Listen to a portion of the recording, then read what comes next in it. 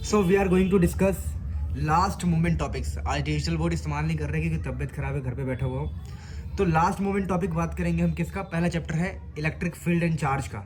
देखो सब कुछ पढ़ लो, जो भी पढ़ लो, लेकिन आपको एग्जाम में क्वेश्चन चाहे असर्शन रीजन हो, चाहे एमसीक्यू हो, चाहे कोई भी क्वेश्चन हो, इन टॉपिक से दिखाई देने के चांस बहुत ज़्यादा है।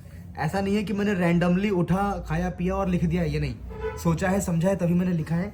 अब काम की बात करते सीधा। देखो इलेक्ट्रिक फील्ड लाइंस की जो प्रॉपर्टीज होती है, इसके ऊपर बहुत बार क्वेश्चन आता है।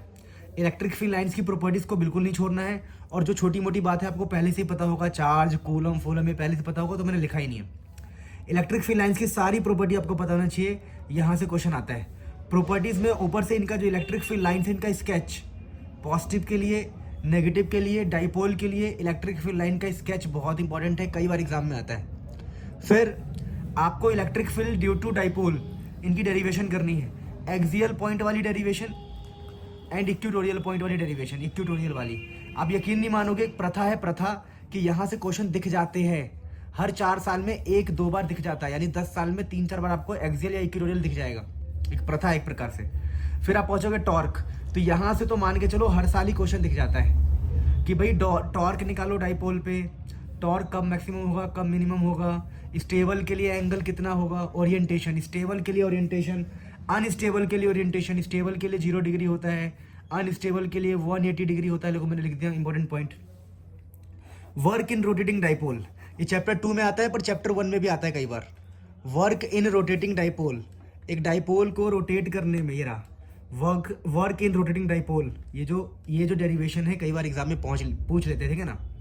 फिर है डाइपोल इन यूनिफॉर्म। अगर आपके पास यूनिफॉर्म इलेक्ट्रिक फील्ड है तो डाइपोल के बारे में बताना है कि भाई उसमें रोटेशन होगा कि ट्रांसलेशनल मोशन होगा। वैसे ही कई बार क्वेश्चन आता है कि भाई जब डाइपोल आपका नॉन यूनिफॉर्म इलेक्ट्रिक फील्ड में है, अगर नॉन यूनिफॉर्म फील्ड में अगर डाइपोल है तो डाइपोल में क्या होगा क्या नहीं होगा। तो टॉपिक का नाम क्या रहेगा, dipole in uniform electric field and dipole in non uniform electric field. ये टॉपिक बहुत ही ज़्यादा एकदम मस्त गजब टॉपिक है, यहाँ से क्वेश्चन अक्सर देखे जाते हैं। फिर अगला है गॉसेस थ्योरम। अब देखिए गॉस थ्योरम और उसकी एप्लीकेशन के ऊपर आपको क्वेश्चन देखने के चांस बहुत ही ज़्यादा है। एप्लीकेशंस ऑफ गॉस थ्योरम ना, जिसमें कि एक शीट के लिए इलेक्ट्रिक फील्ड निकालते हैं, एक लाइन चार्ज के लिए इलेक्ट्रिक फील्ड निकालते हैं, ठीक है ना। तो इस स्फीयर के अंदर बाहर इलेक्ट्रिक फील्ड निकालते हैं, तो ये पक्का करके जाना गॉस थ्योरम, ठीक है। और फ्लक्स, देखो कई बार फ्लक्स के ऊपर देखा गया है, क्वेश्चन दिखाई देता है क्वेश्चन। तो फ्लक्स वाले टॉपिक से आप क्वेश्चन की प्रैक्टिस करना चाहो तो कर सकते हो। अदरवाइज इन टॉपिक्स को बहुत इंपॉर्टेंट है, बहुत ही ज़्यादा। अब मुझसे बोला जाए कि इन सब के अंदर भी सबसे इंपॉर्टेंट क्या है, तो गॉस थ्योरम के एप्लीकेशन सबसे इंपॉर्टेंट रहेंगे, ये टॉर्क वाला पार्ट सबसे इंपॉर्टेंट रहेगा, और इलेक्ट्रिक फील्ड की प्रॉपर्टी सबसे इंपॉर्टेंट रहेगी। क्यों, ये वाला टॉपिक जो है ना 4 साल में 5 साल में 1-2 बार दिखाई देता है।